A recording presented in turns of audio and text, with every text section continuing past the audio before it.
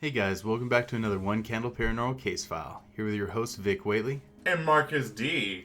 Now come with us on a stroll to your local video arcade as we try to check out the hottest new game, Polybius.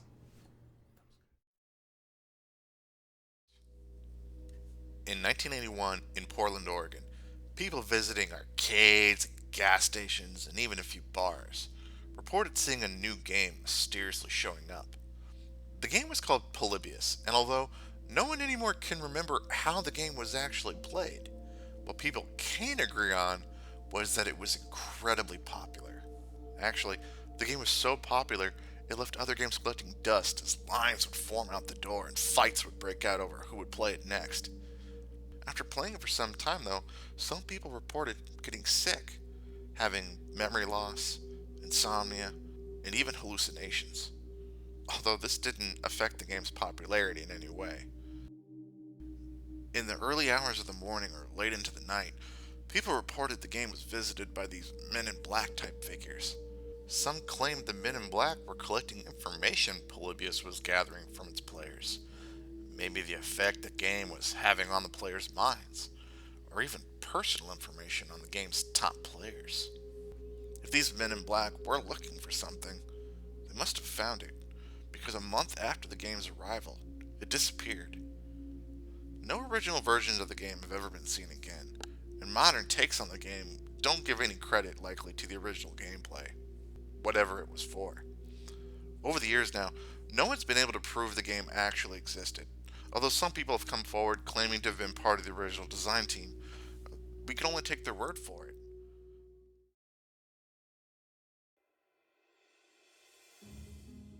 One of the things I really like about Polybius is that it smacks of a very real sort of story. We know very well the government is testing stuff on us from time to time, and hell, look at the sort of stuff that happened during MK Ultra.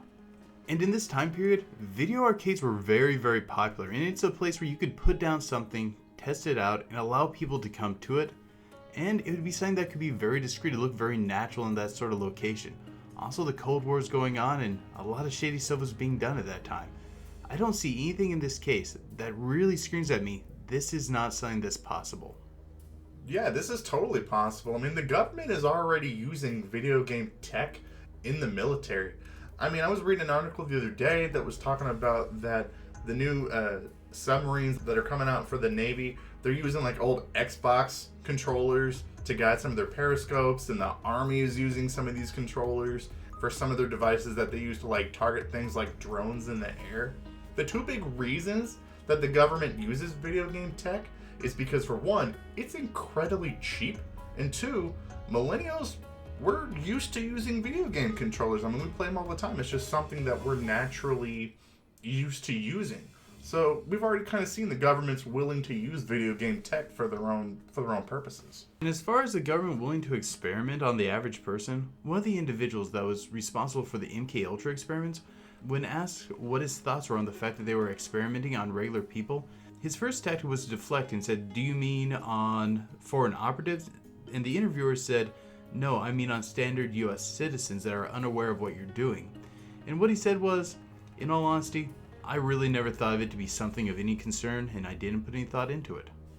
And when I think about the timeline when Polybius starts, this is in the 1980s. Prior to that, I think most of people's experiences with video game technology was primarily in their homes, which is kind of harder for people to be collecting your data. But video arcades, that's in a public space that's much easier for people to be collecting this kind of data or to be experimenting on people.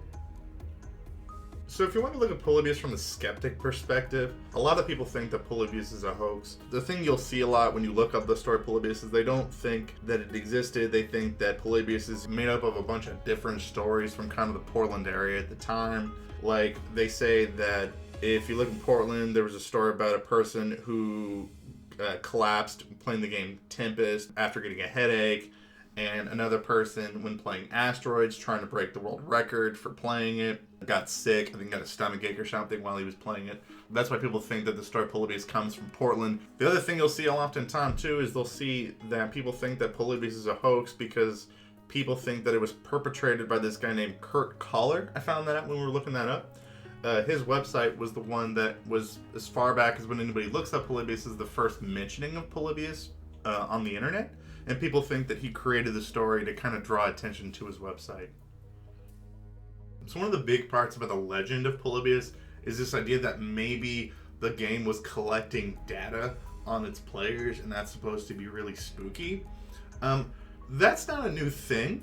Video games have been collecting our information for years, and that's not a conspiracy theory. That's a real thing. The Wii, when that came out, the Wii Fit game that they were doing, you always kept putting in your information, so they were able to collect your health information from that. When the Xbox Kinect came out, they were able to start being able to recognize people's facial features, and so they could know who was playing. Even more broader than that, guys, think about the achievement system in modern gaming. That means that people can keep track of when you're playing, what you're doing, how long you're doing it, and how good you are in it. Beyond that, in more recent news, Facebook, it was recently stated that they weren't supposed to be collecting biometric information. That's just biological-based information on the people who use their products. And, well, apparently their face scanning technology is a violation of that. When asked about it in an interview, their only response was, well, yeah, but it was a very popular feature. One of the things I've been stuck on is also one of the most fantastical parts of the story. The men in black coming and picking it up. Well, we could easily say that these were just G-men who happened to be wearing black, coming and picking up the machines to gather information, but what if it wasn't? What if we're talking about the actual men in black coming and collecting it and what that might mean? The men in black are interested in some pretty out there stuff, UFOs, psychic phenomena, and even more bizarre sort of things. Well, what do you think they might be collecting this information for? I got a few ideas, but do you got any, Marcus? I mean, I think it would have to be something really deep and out there, because, I mean, the stuff that we know that the government has come out and said that they've actually done is, there's some pretty hinky stuff that the government has done to its people, so what they had to have been collecting must have been for something deep into the paranormal if Polybius was real. Yeah, if it's Men in Black and paranormal related, I almost wonder if it's something like only people with pre-kinetic abilities could score up to a certain point, and they were looking for people hitting that mark, or maybe it flashed in some sort of wavelength that only affected the eyes of human-alien hybrids, or maybe even something more bizarre than that. Unfortunately, we don't have a whole lot more to go on that angle besides speculation, but it is something that keeps striking me. Yeah, I think, I mean, there's a lot of stuff that I think the video games can track if you think about it. Your ability to think quickly, your ability to react to things, hand-eye coordination, things like that. There's a lot of different things that, you know, the Men in Black could have been collecting it for. Yeah, the litmus of things that you can test with just a regular video game machine and just in the world of the regular is very broad. Now, applying that to the world of the supernatural and ufology, well, the possibilities just get a little too high. What I found interesting is if it really disappeared in a month, like, they must have found it incredibly quickly. Like, have you ever heard the government to respond that quickly? Like, I mean, seriously, to anything except unless it was like they're addressing something in the supernatural. Then they'll respond quickly. But everything after that, they move at a snail's pace. Actually, I'm getting into something along those lines in my theory on what's going on here. Yeah. So then, what are your final thoughts? What are your thoughts on this? When I first approached this, my first thoughts were along the lines of this is just some sort of information gathering tool. They're just looking for something. They're just looking for some general information on people, probably testing hand-eye coordination for people to recruit into like Secret Service sort of operations or Black Ops. But then I started thinking about the very small window of 1 month, and I almost wonder if they're casting a net for a particular person or particular type of entity or something along those lines. Something that they knew would be drawn to it, be interested in, something that they could test quickly and get their information back quickly. Kind of like a surgical maneuver. Come in, set the bait. When the bait finds the proper target, they can then act quickly and then vanish without a sight. Before I start my thoughts on Polybius, I want to establish this. I love stories of the paranormal involving things like video games or the internet or more modern technology. These are the stories that I think are the special stories of our generation. This is kind of the stuff that we're leaving a legacy on for the next generation that's going to come. And I think that's special to us. And that's why I picked Polybius, because I think it really is one of the original stories of the paranormal and things like video games or technology.